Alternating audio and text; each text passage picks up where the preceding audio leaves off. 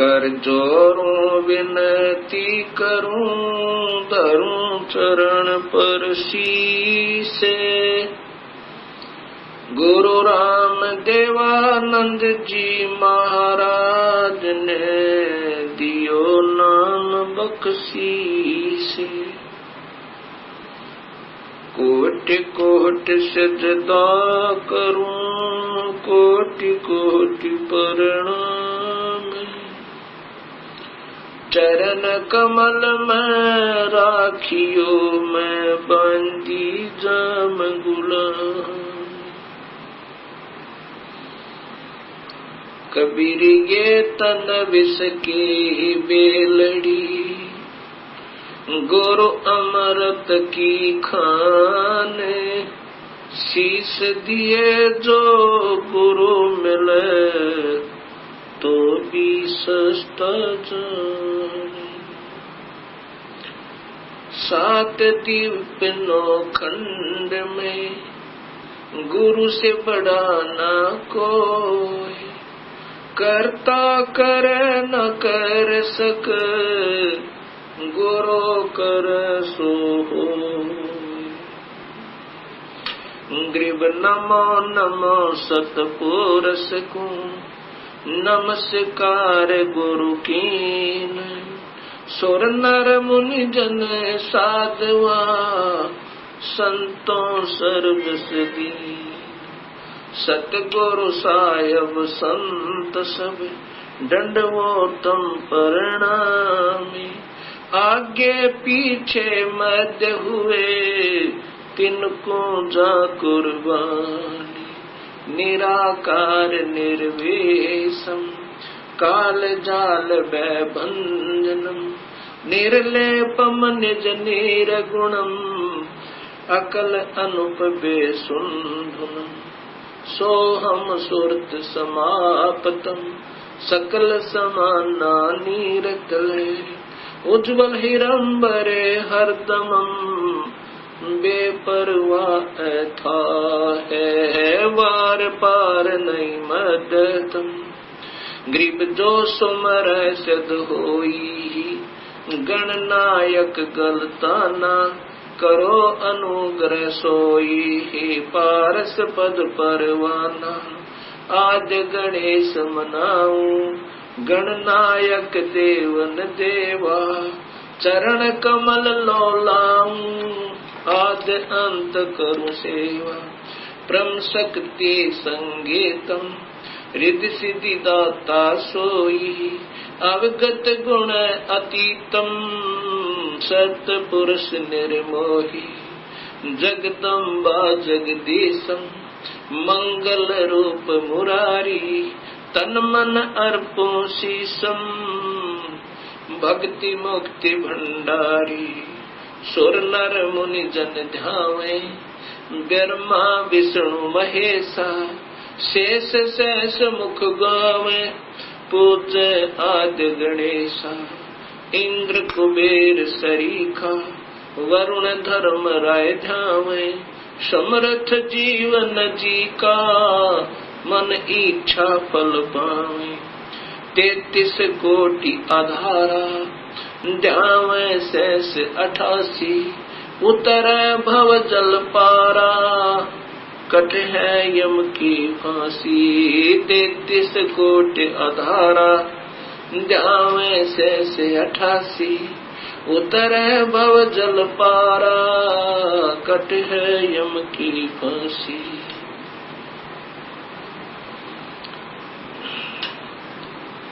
कबीर लूट सको तो लूटियो,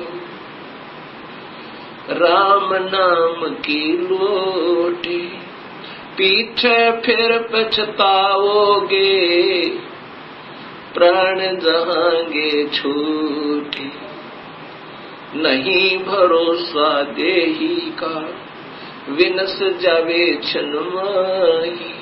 श्वास उश्वास में सुमरण करो, और यतन कछु नाई। कबीर श्वास श्वास में नाम जपो, व्यर्थ श्वास मत खो। ना जाने इस श्वास को, आवड़ होक न हो। राम रटत कोठी भलो, चू चू पड़े जो चामे। ये कंचन दे किस काम की, जा मुख नाही नाम। कबीर जिव्या तो ये बली, जो रटे हरि नाम।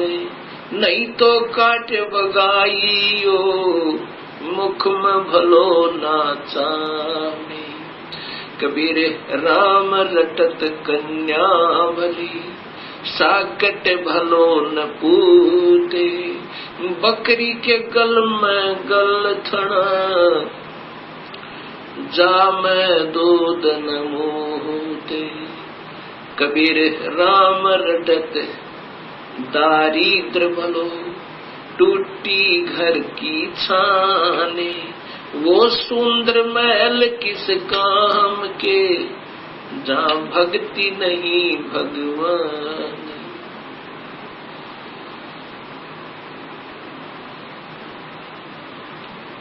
परमपिता परमात्मा पूर्ण ब्रह्म भगवान कबीर साहिब की असीम कृपा से परिभाषा प्रभु की सर्वभक्त समाज के समक्ष पहुंची। इस सत्य ज्ञान को श्रवण करके तथा टीवी के ऊपर देखकर हजारों की संख्या में भक्त आत्माओं के श्रद्धा भरे पत्र तथा साथ में टेलीफोन के माध्यम से हमें उनके हृदय की पुकार, हृदय से की हुई प्रशंसा हमारे पास पहुंची। साथ में उनकी विनम्र शंकाएं भी आई। विनम्र भाव से उन्होंने प्रार्थना की कि जो आपने शास्त्रों के आधार पर यह सत्य ज्ञान समाज को दिया है, इसके लिए हम बहुत आभारी हैं। ऐसा स्वच्छ, ऐसा सत्य ज्ञान ये अभी तक कहाँ छुपा रहा, इसका कारण क्या रहा? ये हमारा दुर्भाग्य रहा कि अभी तक हमें ये सत्य ज्ञान नहीं पता चला, जबकि सभी शास्त्रों में और जो का तो प्रमाण मिला। अब ऐसे भक्त आत्माओं की अगर शंकाओं का समाधान नहीं हो पाया तो इस शंका रूपी कांटा फिर इस भक्ति रूपी मार्ग में बाधक बन जाता है।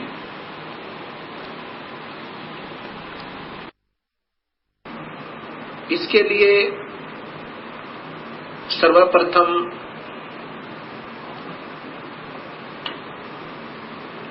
सृष्टि रचना का ज्ञान होना बहुत जरूरी है। जब तक हम सृष्टि रचना को ढंग से नहीं समझ पाएंगे, तब तक हम इस सत्य ज्ञान को नहीं कैच कर सकते, नहीं पकड़ सकते, नहीं समझ सकते। सृष्टि रचना के बारे में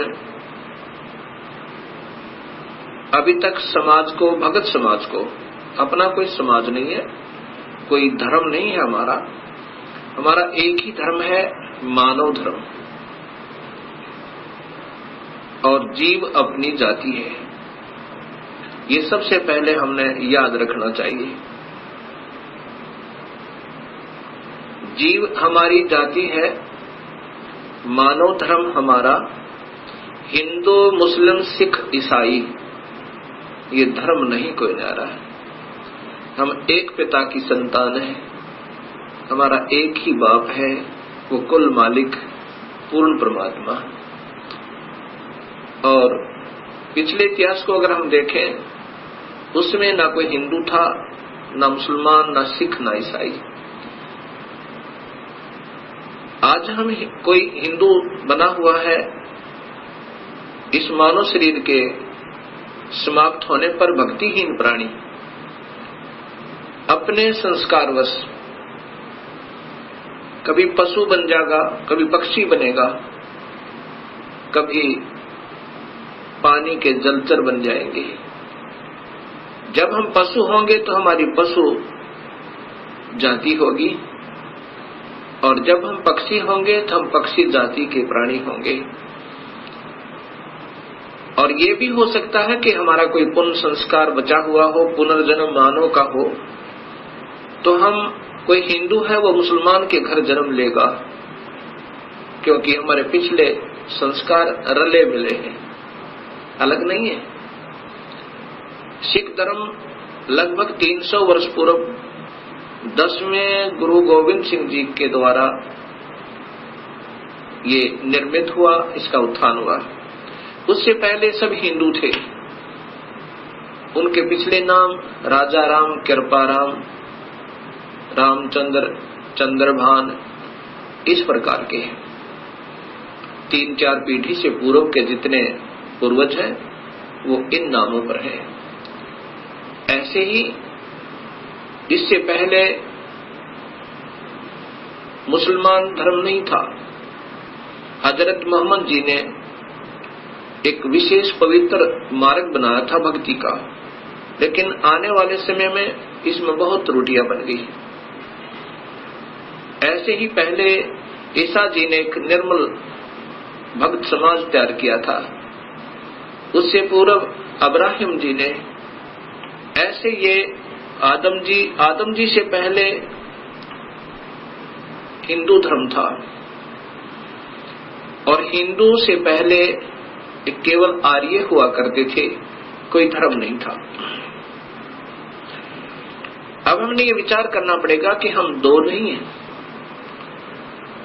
जहां से भी भक्ति प्रारंभ होती है वो निर्मलता के आधार पर है। बीड़ी, शराब, मांस, तंबाकू उसमें कभी प्रयोग नहीं होता, और केवल एक प्रभु की ही साधना प्रारंभ होती है। आने वाले समय में उसमें त्रुटियां आ जाती हैं। मनमुखी गुरु लोग उसमें ढेर सारी त्रुटियां पैदा कर देते हैं, और जिसके कारण वो समाज का प्रारूप बदल जाता है। भक्त समाज का, उस धर्म का एक प्रारूप बदल जाता है, वास्तविकता नहीं रहती। फिर ऐसे ही सदियों उपरांत फिर ये मार्ग प्रारंभ होता है। उसमें प्रारंभकर्ता को कठिनाइयां अवश्य आती हैं। समाज समझता है कि ये निंदक है, सभी को की साधनाओं को गलत बता रहा है। बिल्कुल नहीं, गलत उनको लगेगा ये मार्ग जिनको स्वयं शास्त्रों का ज्ञान नहीं, और उनके गुरुदेव अधूरे हैं, जिन्होंने आज तक ये नहीं बताया कि ये सृष्टि कैसे रचेगी, जबकि शास्त्रों में विद्यमान है ये सारा ज्ञान। अब सबसे पहले हमने सृष्टि रचना का सही ज्ञान होना चाहिए। तो अब दास आपको सृष्टि रचना बताना चाहेगा। सर्वप्रथम केवल एक ही प्रभु था, उसका नाम कबीर है। वास्तविक नाम उस परमात्मा का कबीर है। वो अनामी लोक में, अकय लोक में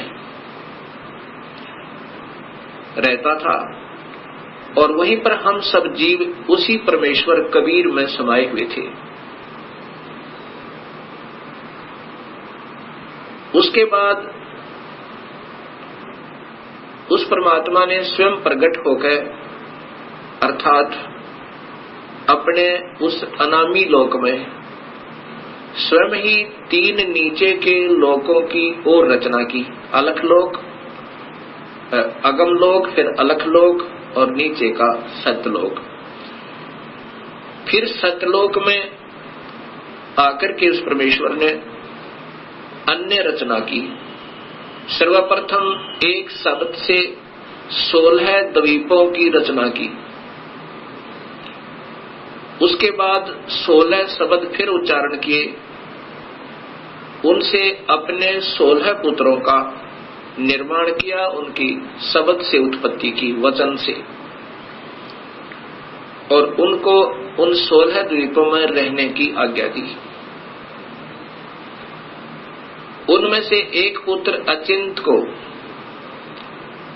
उस सत्पुरुष ने, क्योंकि सतलोक में उपमात्मक नाम उसी कबीर परमेश्वर का सत्पुरुष, नी अक्षर पुरुष, परम अक्षर पुरुष, शब्द स्वरूपी राम, अकाल मूर्त, पूर्ण ब्रह्म, ये उनके उपमात्मक नाम है और वास्तविक नाम उस परमेश्वर का कबीर है।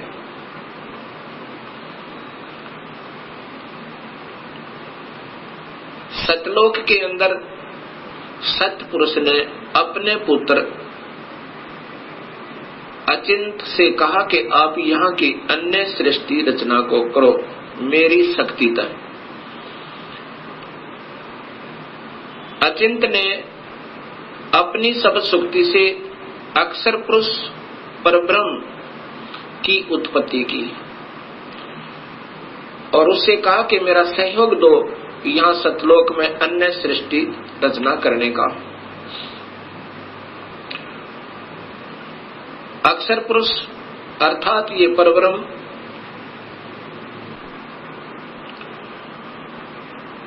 एक सतलोक में बने हुए मान सरोवर में,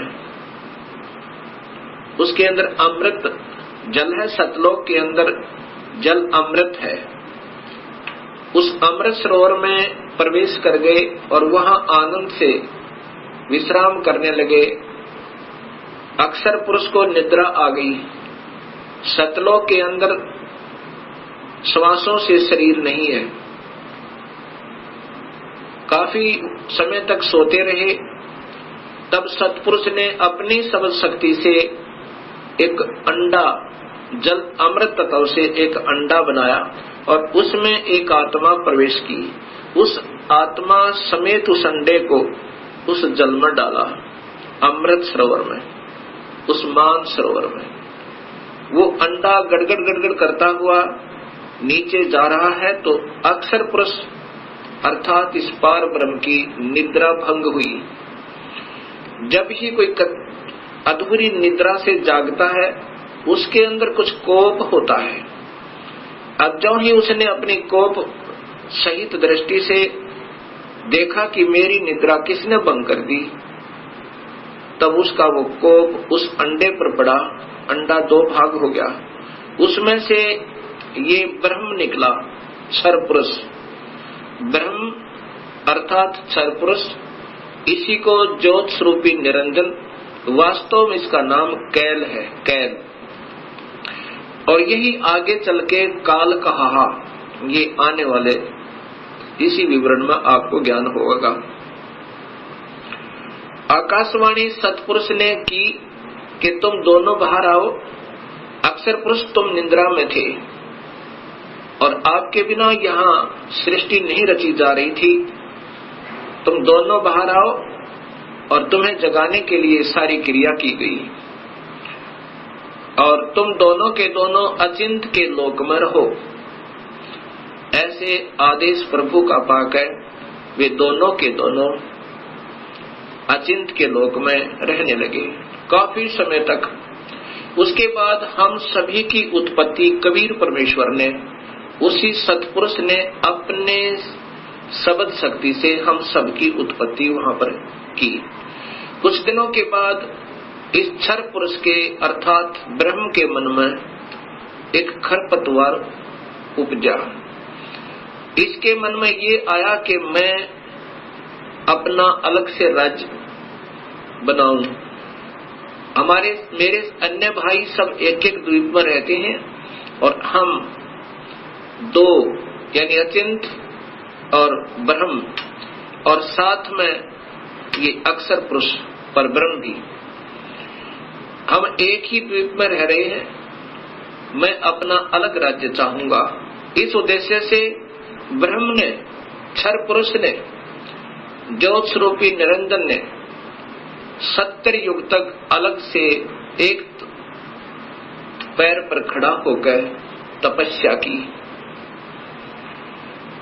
जब ये तपस्या कर रहा था, हम ये सभी आत्माएं जो आज काल के लोक में दुख पा रहे हैं, चाहे आज कोई देव बना है, चाहे कोई महादेव बना है, चाहे आज कोई शूकर बना है, चाहे कोई गधा बना है, चाहे कोई राजा बना है, चाहे कोई रंक बना है, पशु या पक्षी बना हुआ है, ये सभी की सभी आत्माएं हम इस काल के ऊपर अर्थात इस ब्रह्म के ऊपर आसक्त हो गए।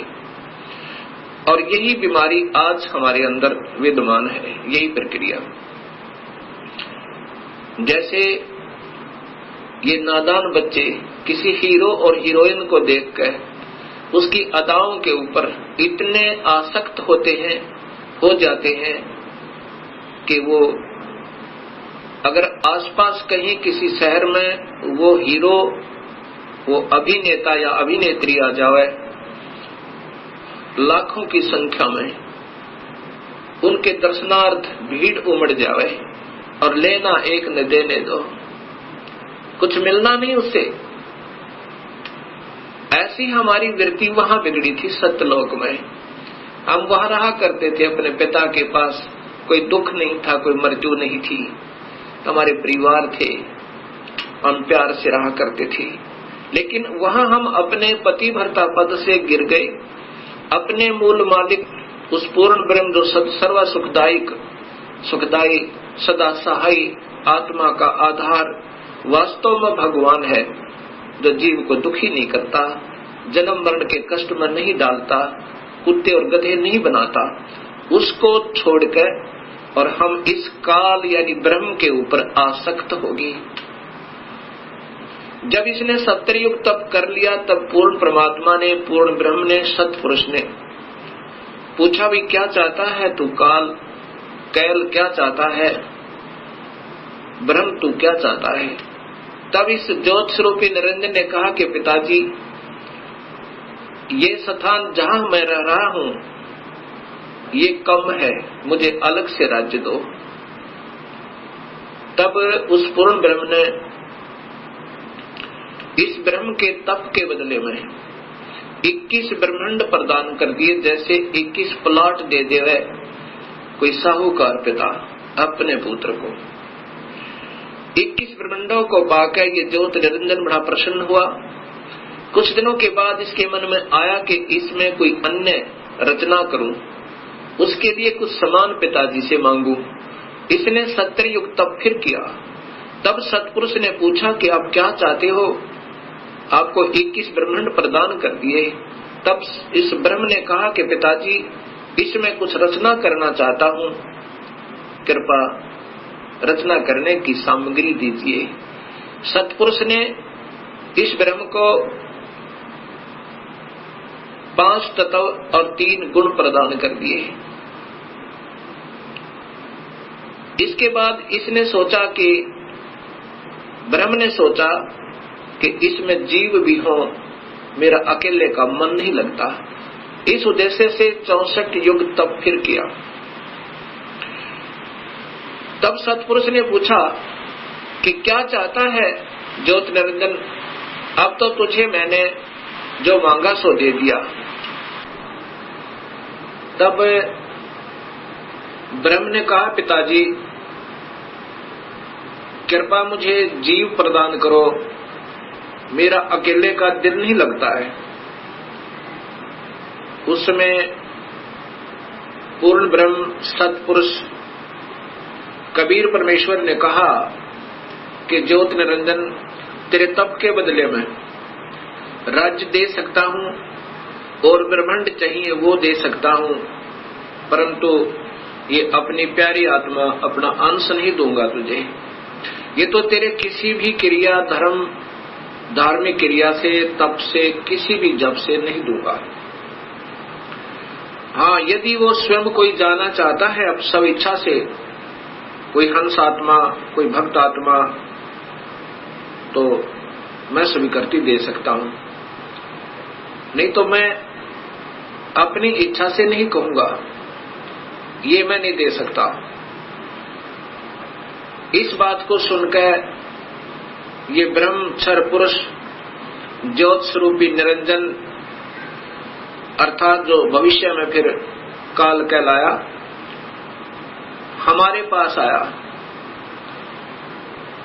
आज हम जितने भी ये दुखी आत्मा इस काल के 21 ब्रह्मांड में पीड़ित हैं,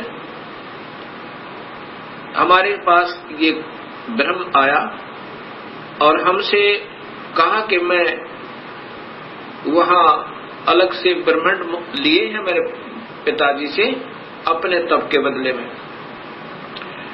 वहां ऐसे स्वर्ग बनाऊंगा, महास्वर्ग बनाऊंगा और ऐसे दूधों की नदी बहाऊंगा, झरने बनाऊंगा। क्या आप मेरे साथ चलना चाहते हो? तब हम सभी ने, जो यहां काल के 21 ब्रह्मांडों में पीड़ित है, कहा कि यदि पिताजी हमें आज्ञा दें तो हम चलने को तैयार हैं। इस बात को सुनकर ज्योत स्वरूपी निरंजन कबीर परमात्मा के पास आया और उससे कहा कि पिताजी, कुछ आत्माएं हमारे साथ चलने को तैयार हैं। सतपुरुष से कहा इस काल ने, ब्रह्म ने, कि पिताजी कुछ आत्माएं मेरे साथ चलने को तैयार हैं, उन्होंने सहमति दी है। तब पूर्ण परमात्मा सतपुरुष अर्थात कबीर देव ने, कबीर साहिब ने कहा कि यदि वो मेरे सामने स्वीकृति देंगी, जितनी भी आत्माएं हैं जो तेरे साथ जाना चाहते हैं, तो मैं उनको आज्ञा दे दूंगा। ऐसा कहकर के सतपुरुष हम सभी आत्माओं के पास आया जो आज काल के लोक में कैद में बंद हैं। सतपुरुष ने, उस अकाल मूर्त ने, शब्द स्वरूपी राम ने हमसे पूछा कि जो आत्मा इस ब्रह्म के साथ जाना चाहती हैं, वो अपनी सहमति व्यक्त करें। उस समय हम सभी घबरा गए और नहीं हिम्मत पड़ी अपने पिता के सामने स्वीकृति देने की। उस समय एक आत्मा ने सर्वप्रथम हिम्मत किया, डेयर किया और कहा कि पिताजी, मैं इस ब्रह्म के साथ जाना चाहता हूं। उसकी देखा देखी फिर हम सभी ने स्वीकृति दे दी।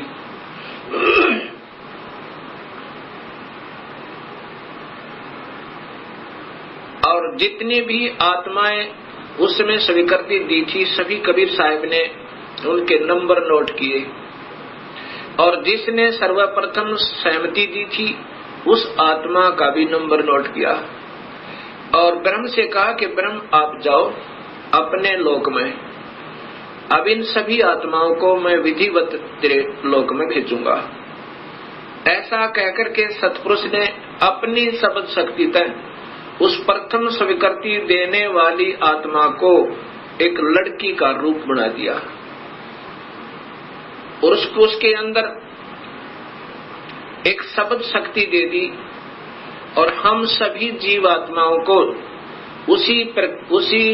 उसे प्रकृति देवी भी कहते हैं, अष्टंगी भी कहते हैं और वही महामाया भी कहलाई। यहाँ 21 ब्रह्मांड की इस देवी को उत्पन्न किया अर्थात उस आत्मा का लड़की बनाया। फिर हम सभी आत्माओं को जो 21 ब्रह्मांड में आए हुए हैं उसके अंदर प्रवेश कर दिया, इस लड़की के शरीर में, प्रकृति देवी के शरीर में, अर्थात इसको अद्धा माया भी कहते हैं। और यही आगे चलकर त्रिदेवों की माता कहलाई। प्रवेश कर दिया और कहा कि बेटी, तेरे को मैंने शब्द शक्ति दे दी है और जितने भी जीव काल कहे, ब्रह्म कहेगा तू बना देना। एक बार मुख से उच्चारण करेगी, उतने ही नर और मादा ये जोड़े उत्पन्न हो जाएंगे। अपने पुत्र सहजदास से कहा, सहजदास जाओ अपनी बहन को उस ज्योत स्वरूपी निरंजन के पास छोड़ आओ और उसको बताना कि इस लड़की को, इस प्रकृति देवी को, अद्धा माया को मैंने शब्द शक्ति दी है, ये जितने जीव तू कहेगा ये बना देगी। और जितनी आत्माओं ने स्वीकृति दी थी वो सभी इसके अंदर प्रवेश कर रखी हैं। सहजदास प्रकृति देवी को लेकर, अध्या माया को लेकर ज्योत निरंजन के पास आया, उसके पास छोड़ दिया और कहा कि पिताजी ने ऐसे ऐसे कहा है, इस लड़की के पास सब शक्ति है और जितने जीव तू कहेगा ये नर और मादा अपने शब्द से उत्पन्न कर देगी। ऐसा कह करके सहजदास अपने लोक में लौट आया, अपने द्वीप में आ गया। युवा होने के कारण लड़की का रूप निखरा हुआ था। इस ज्योत स्वरूप निरंजन ब्रह्म अर्थात क्षर पुरुष के मन में नीचता उत्पन्न हुई, जो आज सब जीवों में विद्यमान है। वही व्यक्ति, वही प्रक्रिया, वही ये बुरी आदत युवा लड़की को देखकर उसके साथ बद व्यवहार करने की चेष्टा इस क्षर पुरुष ने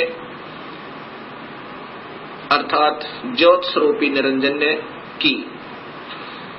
लड़की ने, प्रकृति देवी ने कहा कि ज्योत निरंजन तू होश में आ जा, तू और मैं एक ही पिता की संतान है।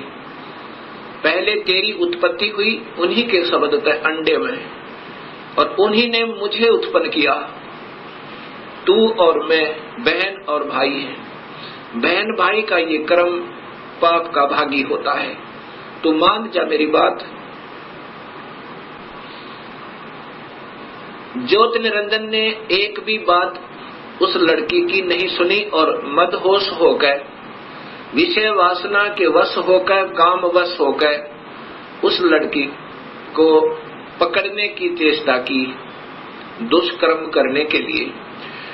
लड़की ने अपनी इज्जत बचाने का और कहीं स्थान ना पाकर, जो ही उस काल ने, ज्योत स्वरूपी निरंजन ने, क्षर पुरुष ने ऐसे मुंह खोला हुआ था आलिंगन करने के लिए, ऐसे बाजू फैलाई थी, उसी समय लड़की ने छोटा रूप बनाया, सूक्ष्म, बहुत सूक्ष्म, और उसके पेट में चली गई अपनी इज्जत रक्षा के लिए। वहां से अपने पिता से पुकार की, हे परम पिता, हे सतपुरुष, हे कबीर परमेश्वर, मेरी रक्षा करो। इस प्रकार मैं काल से अपनी इज्जत रक्षा के लिए, इस ब्रह्म से अपनी इज्जत रक्षा के लिए इसके पेट में प्रवेश हूं और मुझे आकर मेरी रक्षा करो, मुझे बचाओ इससे।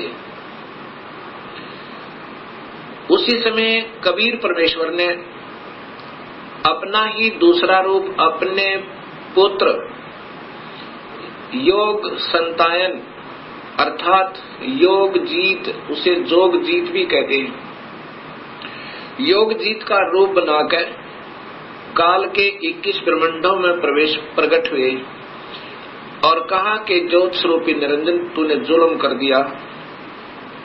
आपने ये ऐसा जुल्म कर दिया, ऐसे कर्म करने वाले पाप आत्मा को इस सच्चे लोक में ये श्राप, ये कर्म, ये पाप लगता है कि 1 लाख जीवों का, मनुष्य शरीरधारी जीवों का रोज आहार करेगा और 1.25 लाख की उत्पत्ति करेगा। पिताजी ने आदेश दिया है मुझे कि आप यहाँ से निकल जाइए अपने 21 ब्रह्मांड को लेकर, और लड़की को उसके पेट से निकाल दिया, प्रकृति देवी को इस ब्रह्म के पेट से निकाल दिया और उनको 21 ब्रह्मांड समेत और दोनों को वहां से निष्कासित कर दिया और कहा कि प्रकृति, तूने स्वयं अपने पैर पर कवाड़ा मारा है, अपने पिता से दूर होगी तू, अब इसकी सजा तू ही पावेगी और जाओ यहाँ से 21 ब्रह्मांड लेकर आप चले जाओ।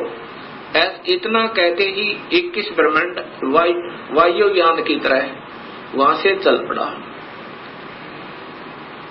और वहां से सतलोक से 16 शंख कोश की दूरी पर नील पद्म शंख यानी 16 मिलियन 16 शंख कोस की दूरी पर ये 21 ब्रह्मांड आकर के स्थिर कर दिए कबीर परमेश्वर ने अपनी शक्ति तय।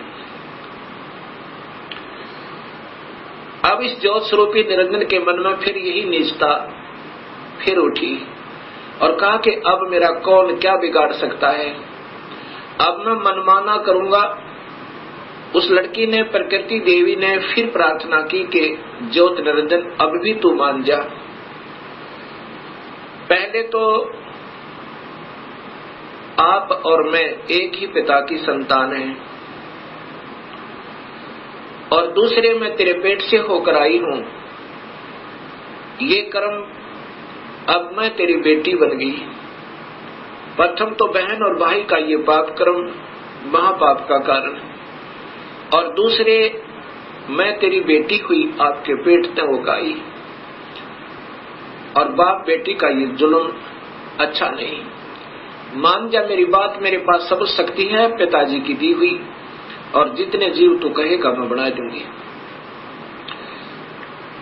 लेकिन इस ज्योत स्वरूपी निरंजन ने एक भी बात नहीं सुनी उस प्रकृति देवी की, दुर्गा की। जबरदस्ती शादी की और एक ब्रह्मांड में एक ऐसा स्थान बना रखा है इस काल भगवान ने, ब्रह्म भगवान ने। वहां पर ब्रह्मलोक कहते हैं उसको।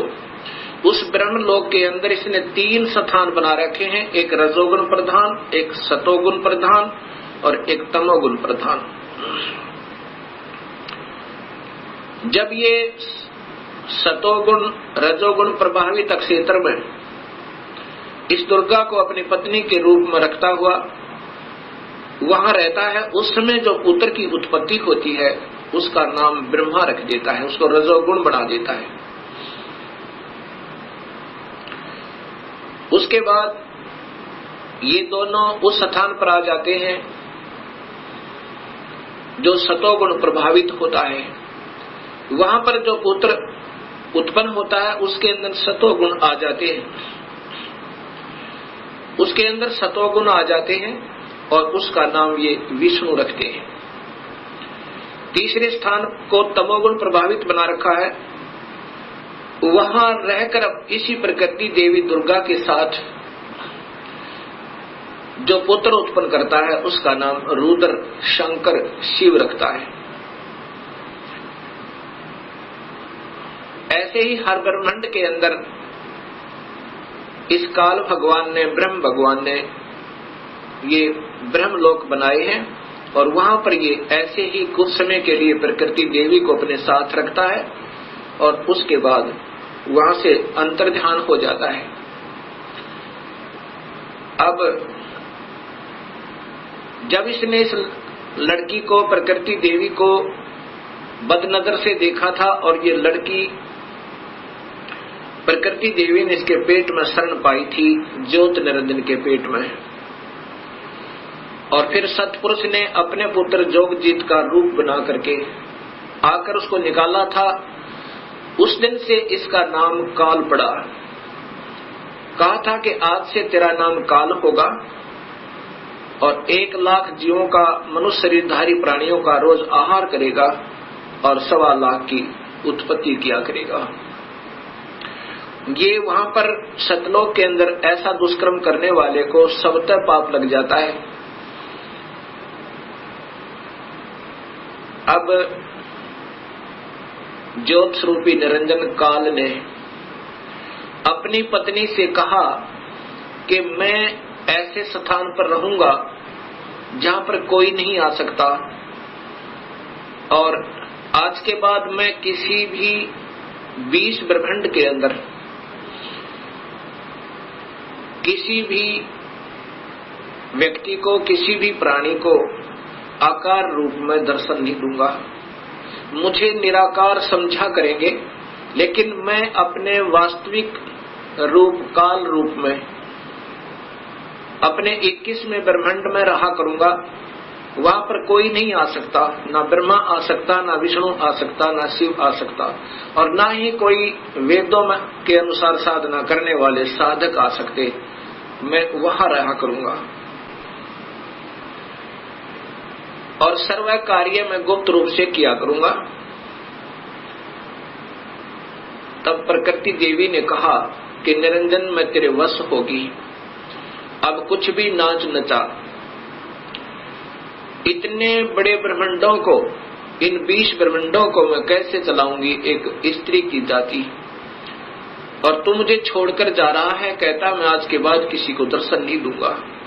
तब ज्योत स्वरूप निरंजन अर्थात इस काल भगवान ने, ब्रह्म ने कहा कि प्रकृति चिंता ना करे, जो कुछ भी करूंगा वो मैं ही करूंगा, तुम तो निमित्त मात्र होगे और ये बच्चे ब्रह्मा विष्णु महेश ये भी केवल निमित्त होंगे, इन सब का रिमोट मेरे पास होगा,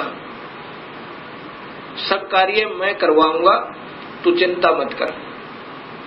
और जब ये बच्चे थोड़े से सियाने हों इनको अचेत कर देना, जब ये बाल अवस्था से ऊपर उठे इनको अचेत कर देना और मेरा भेद मत बताना, ये समझ लेना जान से अगर मेरा भेद तूने इनको बताया तो मेरे से बुरा नहीं होगा, ऐसे उसको डरा धमका दिया।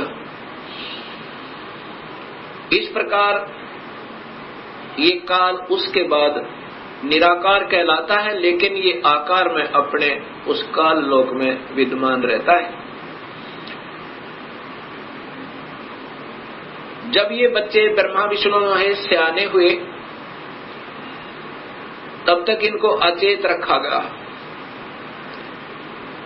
जब ये सियाने हुए उसमें ब्रह्मा को कमल के फूल पर, विष्णु को शेष सैया पर और शिव को एक कैलाश पर्वत पर इनको बेहोश रखा हुआ था और फिर वहां पर सचेत कर दिया।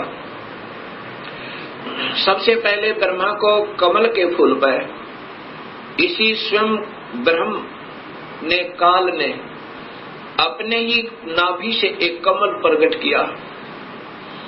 वो महाविष्णु, महाब्रह्मा, महाशिव रूप में, 3 रूप में ब्रह्मलोक में रहता हर ब्रह्मांड के अंदर। उस समय ब्रह्मा को उस कमल के फूल पर रख दिया। ब्रह्मा को ये नहीं मालूम कि मैं कहां से उत्पन्न हुआ, कौन मेरा माँ है, कौन मेरे पिता है। उसके बाद आकाशवाणी हुई कि तुम तप करो। ब्रह्मा ने 1000 वर्ष तक तप किया। फिर आकाशवाणी हुई कि सृष्टि करो।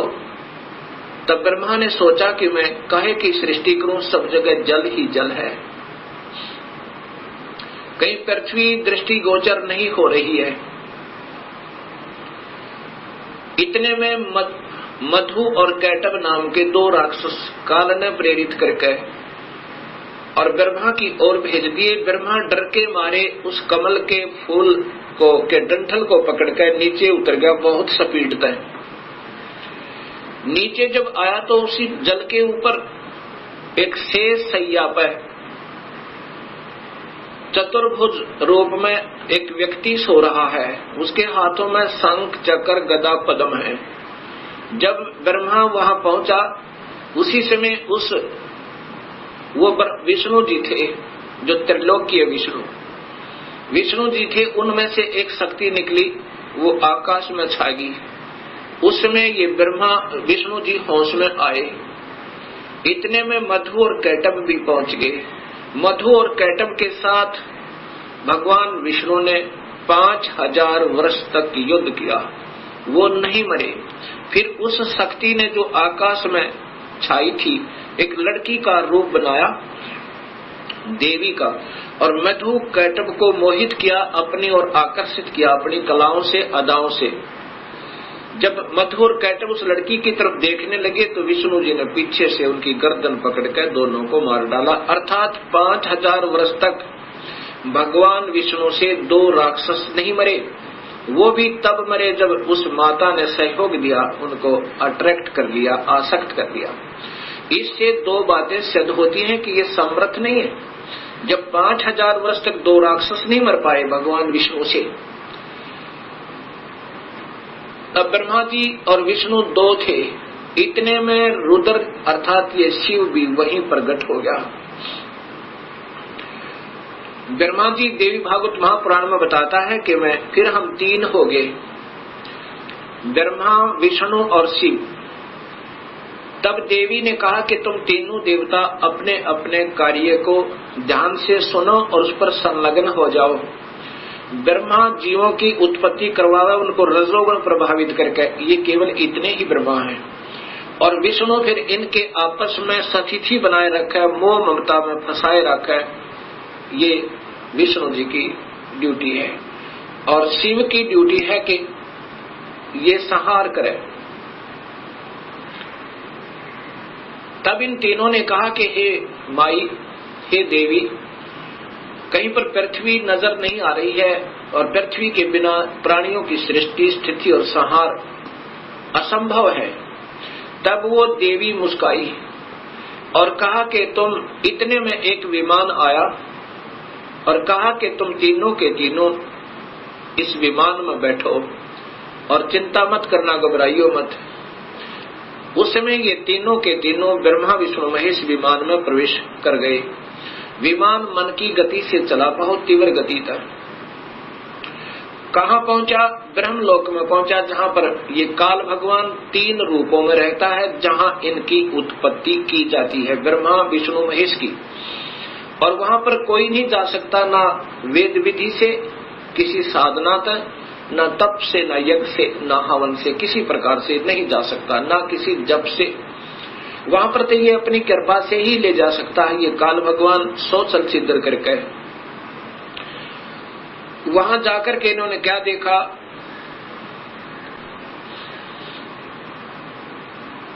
एक इंद्र देखा वहां पे, क्योंकि वो महास्वर्ग के अंदर एक महा इंद्र है। उसके बाद फिर आगे विमान गया, वहां एक ब्रह्मा देखा। जब दूसरा ब्रह्मा देखा तो शिव और विष्णु ब्रह्मा जी से पूछने लगे कि हे चतुरानन, ये दूसरा ब्रह्मा कौन है? तब ब्रह्मा जी ने कहा, मुझे नहीं मालूम ये कौन है। उसके बाद विमान आगे चला। फिर क्या देखा कि त्रिनेत्रधारी भगवान शिव दूसरा देखा, जो नंदी वृषभ पर सवार थे, हाथ में त्रिशूल लिए हुए थे। उसके बाद इनका विमान आगे चला। वहां पर क्या देखा कि एक विष्णु और थे, और वह बहुत सुंदर विशाल लक्ष्मी का एक भवन था, उसमें बहुत ऐश्वर्य के साधन उपलब्ध थे। उसके बाद विमान आगे पहुंचा। कहाँ गया? एक माई बैठी थी, जिसके शरीर में जैसे हजारों बिजलियां चमक रही हो, इतना तेज था, इतना नूर था, और वो प्रकृति देवी थी। ये ब्रह्मा, विष्णु, महेश की माँ थी, माँ है जो इन्होंने देखी। विमान वहां रुका। देवी एक विशाल भवन के अंदर विराजमान थी। तब उसने कहा कि तुम तीनों के तीनों जहाज से नीचे उतरो। हम नीचे उतरे। ब्रह्मा, विष्णु, महेश, ब्रह्मा बता रहा है देवी भागवत महापुराण में। नीचे उतरे, तब विष्णु जी ने ध्यान से देखा और कहा कि ये तो अपनी माँ है। इस माई के दर्शन मैंने किए थे जब मैं बालक था, छोटा सा था। जब मैं बालक था, छोटा सा था, तब मैंने इस माई के दर्शन किए थे। इससे सब सिद्ध है कि इनका जन्म है और ये तीनों की माँ है। तब ब्रह्मा, विष्णु और शिव ने तीनों ने स्वीकार कर लिया कि ये ही अपनी जननी है। तब शिव जी कहते हैं, हे माता, जब आप ब्रह्मा को उत्पन्न करने वाली आप हैं, विष्णु भी जब आपके बालक हैं, तो ये तीसरा भी आप ही का बच्चा है। आप ही हमें गुप्त भेद नहीं बता रहे थे, अब हमने आप ही की कृपा से ज्ञान हुआ। अब इसका प्रमाण आपको सबसे पहले देवी भागवत महापुराण में देता हूं। पहले आपको देवी भागवत महापुराण से प्रथम शिव पुराण को दिखाता हूं, उसके बाद फिर आपको देवी भागवत महापुराण दिखाऊंगा। और ये शास्त्र पहले से उपलब्ध थे, कोई आज नए नहीं बनाए इस दास ने, क्योंकि जितने हमारे अभी तक शास्त्र विद रहे वो अल्पज्ञ थे, अधूरे ज्ञान युक्त थे, वो उनको इस सत्य मार्ग का पता नहीं था। इसलिए हमारे सभी पूर्वजों को भूत बना दिया गीता विरुद्ध साधना करवा के, और पितर बनवा दिया गीता विरुद्ध साधना करवा के।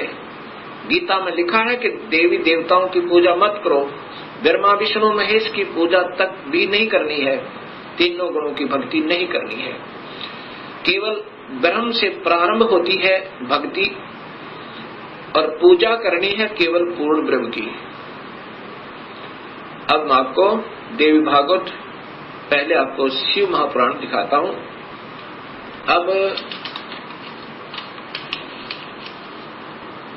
अब देखिएगा भक्तात्माओं, ये देवी भागवत महापुराण, शिव महापुराण, ये शिव महापुराण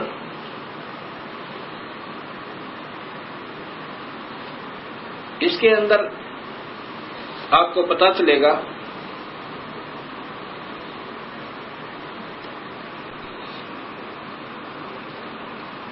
श्री शिव महापुराण भाषा सटीक सहितम, ये संस्कृत युक्त है, इसमें संस्कृत भी साथ है, और ये शिवा भाषा टीका टीकोत्तम, टीकाकार है डॉक्टर ब्रह्मानंद त्रिपाठी,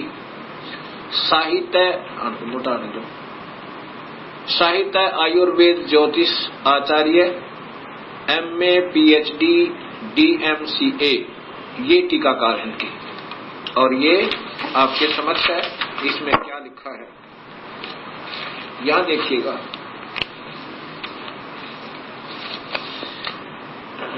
यहां से पढ़िएगा, ये संस्कृत है और ये हिंदी आपको दिखाना चाहूंगा। प्रलय काल में, इधर से लो, पीछे लो,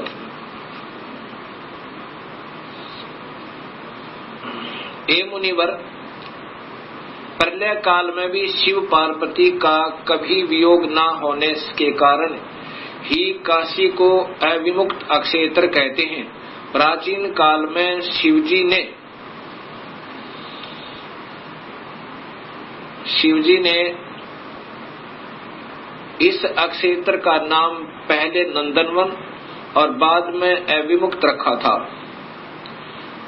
हे देवर्षि नारद, आनंद वन में रमण करते हुए शिव पार्वती के मन में इच्छा हुई कि किसी दूसरे पुरुष का निर्माण किया जाए, जिसके ऊपर अपने इस महासागर को डालकर हम दोनों स्वच्छंद होकर वैराग्य धारण कर केवल काशीपुरी में निवास कर सकें। वही सदा सब कुछ करे, वही रक्षा करे, वही अंत में वही रक्षा करे, और अंत में मेरे अनुग्रह से वही सृष्टि का संवरण भी करे। चिंता रूपी लहरों से चलायमान चिंता रूपी समुद्र को बटोर कर रजोगुण रूपी विदुम से विस्तृत करे। अब यहाँ देखिएगा, ये न अपने हिसाब से लगा रखें, यहाँ ऐसे विचार कर उस सर्वव्यापक भगवान ने उस पराशक्ति के 10वें अंग, ये 10वां अंग देखिएगा, ये ध्यान रखना, 10वें अंग अर्थात योनि में सुधार रूपी आवास का प्रयोग किया। ये दिखाना चाहते हैं आपको कि ये कहना क्या चाहते हैं हम। तब उससे तीनों लोकों में सुंदर एक पुरुष प्रकट हुआ, जो शांत एवं सतोगुण से युक्त था, गंभीरता में समुद्र के सम्मान तथा अक्षमावान था। हे मुनि, वह पुरुष इंद्र लक्ष्मणी के सदृश कांति वाला, अर्थात ये था कौन, ये देखिएगा नीचे।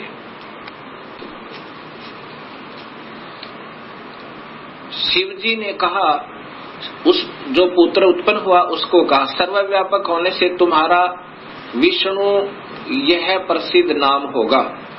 ये देखिए जानता है, फिर देखिए सर्वव्यापक होने से, सर्वव्यापक होने से शिव ने कहा, शिव जी ने कहा सर्वव्यापक होने से के कारण तुम्हारा विष्णु यह प्रसिद्ध नाम होगा। अब इससे सिद्ध हो गया कि शिव जी से विष्णु की उत्पत्ति। एक बार फिर लीजिए,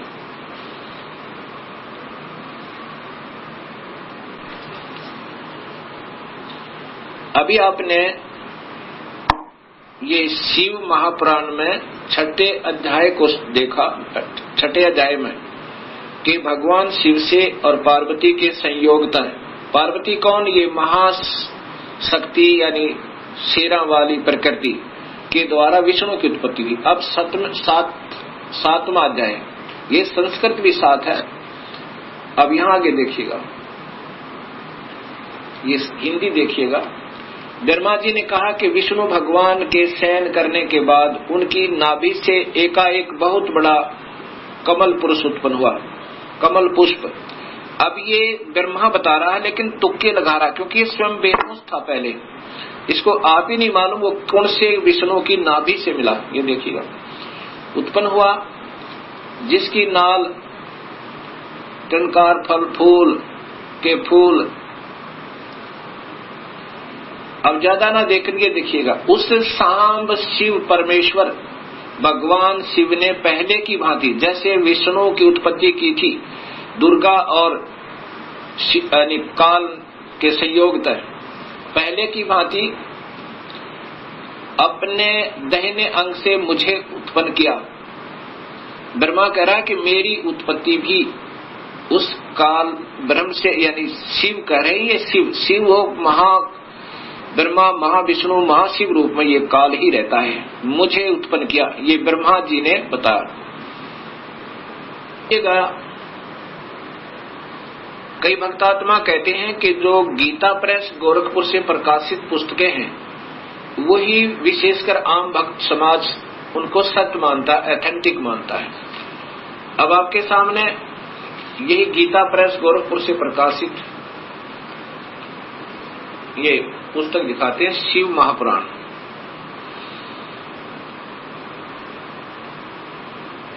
संक्षिप्त शिव महापुराण, और ये नीचे गीता प्रेस गोरखपुर से, और इसके छठे अध्याय में फिर यही प्रमाण है।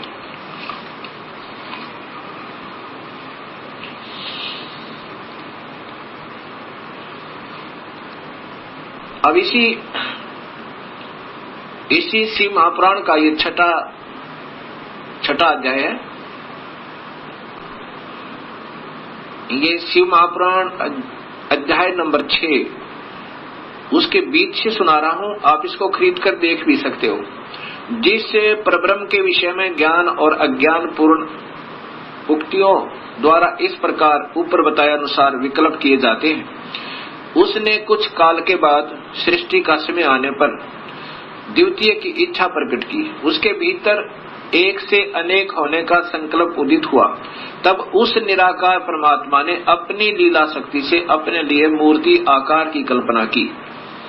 वह मूर्ति संपूर्ण ऐश्वर्य गुणों से संपन्न, सर्वज्ञानी, ज्ञानमयी, शुभ स्वरूपा, सर्वव्यापिनी, सर्वरूपा, सर्वदर्शनी, सर्वकारिणी, सबके एकमात्र, वंदनीय, सर्वदा सब कुछ देने वाली और संपूर्ण संस्कृतियों का केंद्र थी। उस शुद्ध रूपणी ईश्वरीय मूर्ति की कल्पना करके वह अद्वितीय, अनादि, अनंत, सर्व प्रकाशक, चिंत, सर्वव्यापी और अविनाशी परब्रह्म अंतर्हित हो गया।